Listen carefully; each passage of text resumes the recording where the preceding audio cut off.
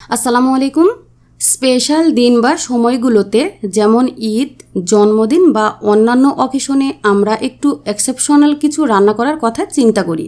আর সেজন্যই আজ তৈরি করছি অসাধারণ স্বাদের এক চিকেন রেসিপি, যেটা রান্নার প্রসেসটাও যেমন আলাদা আর খেতেও খুবই মজা।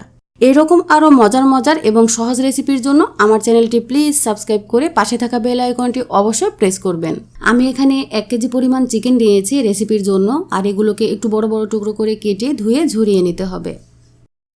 এর সাথে যে বুকের হাড় ছাড়া মাংসটা, সেটাকে আমি কিমা করে নিয়েছি। পরিমাণটা হাফ কাপের মতো হবে, এইরকম মিহিভাবে করে নিতে হবে।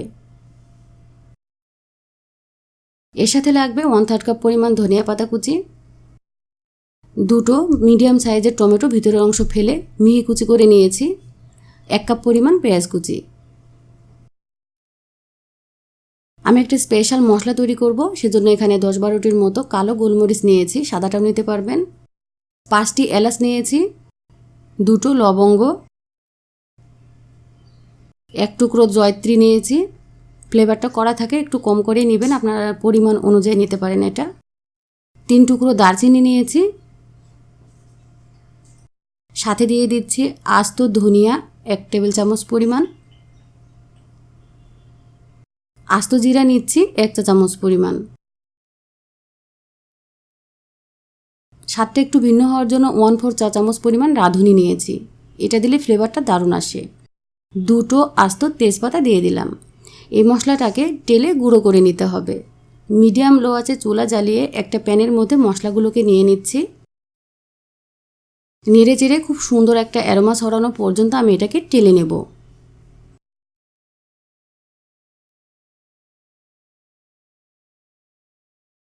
কালারটা যখন এরকম চেঞ্জ হয়ে এসেছে, তখন আমি এগুলোকে অন্য একটা পাত্রে উঠিয়ে নিচ্ছি, আর একটু ঠান্ডা করে এটাকে গুঁড়ো করে নিতে হবে।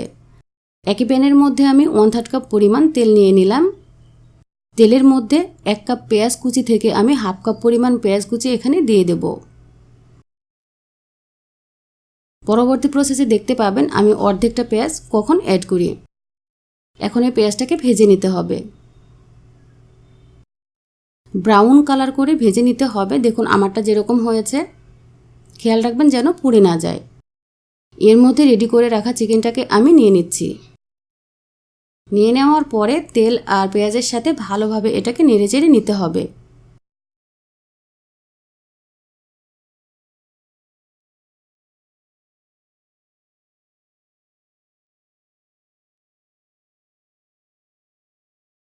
চিকেন থেকে যখন একটু পানি বের হয়ে এসেছে, তখন এর মধ্যে 1 টেবিল চামচ পরিমাণ আদা রসুনের পেস্ট অ্যাড করে দিলাম। সাথে স্বাদমতো লবণটা দিয়ে দিতে হবে। এর মধ্যে দেব আমি 1 টেবিল চামচ পরিমাণ কাঁচামরিচের পেস্ট, একটু পানি অ্যাড করে নিয়েছি। আপনারা স্বাদ অনুযায়ী কমিয়ে নিতে পারবেন। এই রেসিপিতে কিন্তু কাঁচামরিচের পরিমাণটাই বেশি লাগে। দেওয়ার পরে উপকরণগুলোকে আমি চিকেনের সাথে মিশিয়ে নিলাম। নিয়ে 2-3 মিনিটের মতো কুক করার পরে বেশি পরিমাণে পানি বের হয়েছে চিকেন থেকে, আপনারা দেখতে পাচ্ছেন। এখন একটু কষিয়ে নিতে হবে। হাফ চা চামচ পরিমাণ হলুদের গুঁড়া দিয়ে দিলাম।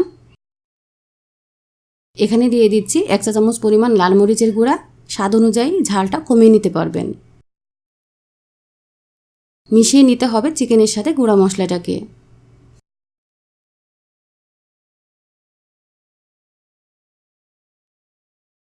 মিশিয়ে নেওয়ার পরেও 2-3 মিনিটের মতো চুলায় রেখে দিতে হবে। যখন এরকম তেলটা উপরে ভেসে উঠেছে, তখন আমি এর মধ্যে কিমাটা দিয়ে দিচ্ছি। অনেক সময় দেখা যাচ্ছে হাড় ছাড়া মাংসগুলো খেতে খুব একটা ভালো লাগে না, তখন এভাবে দিলে কিন্তু ঝোলটাও ভালো হয়, খেতেও ভালো লাগে। হাফ কাপ পেঁয়াজ ছিল, সেটা আমি এর মধ্যে অ্যাড করে দিয়েছি, আর 2 টেবিল চামচ পরিমাণ রসুন কুচিও দিয়ে দিচ্ছি।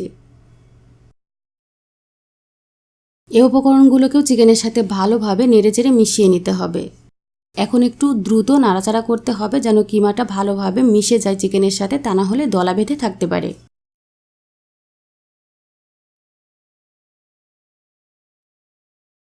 রান্না করে দেখবেন যতটা সহজ, খেতে তার চেয়ে অনেক বেশি মজা। 1-2 মিনিট পরে এর মধ্যে আমি গুঁড়া করে রাখা মশলাটা দিয়ে দিলাম। খুবই মিহি গুঁড়া করিনি আমি, এরকম একটু আধা গুঁড়া টাইপের করেছি, আপনারা মিহিও করতে পারবেন। এখন মশলাটাকে চিকেনের সাথে ভালোভাবে মিক্স করে নিতে হবে।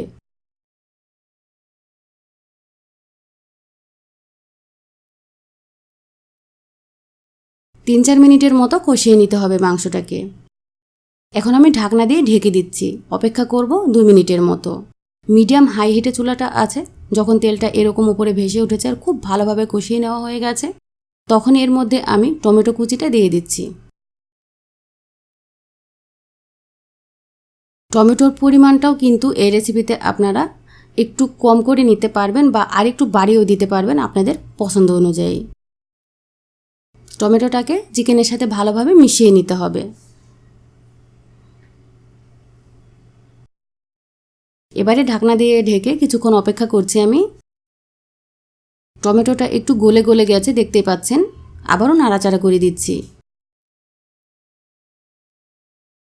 প্রত্যেকটা ধাপে ধাপে কিন্তু কাজগুলো আপনারা এভাবে যদি করেন তাহলে আপনাদের রেগুলার রান্নার চেয়ে আশা করি দারুণ স্বাদ হবে।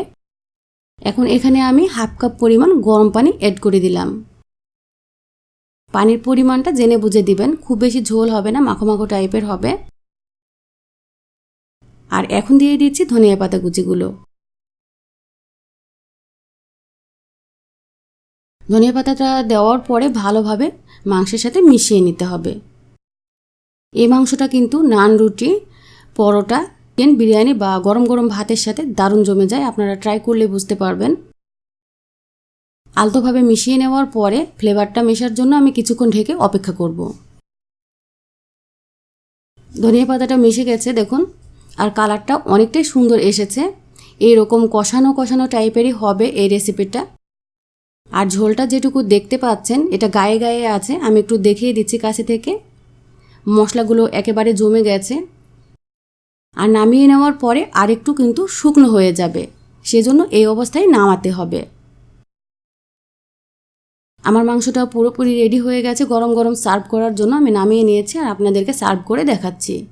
অবশ্যই আপনারা ট্রাই করবেন। সেহরিতেও আপনারা ট্রাই করতে পারেন বা ঈদে আপনারা এটা রান্না করে সবাইকে চমকে দিতে পারবেন এর স্বাদ দিয়ে। আজকে এই পর্যন্তই। এরকমই সহজ এবং মজাদার রেসিপির জন্য আপনারা আমার চ্যানেলের সাথেই থাকবেন। সবাই খুব ভালো থাকুন এবং সুস্থ থাকুন। আল্লাহ হাফেজ।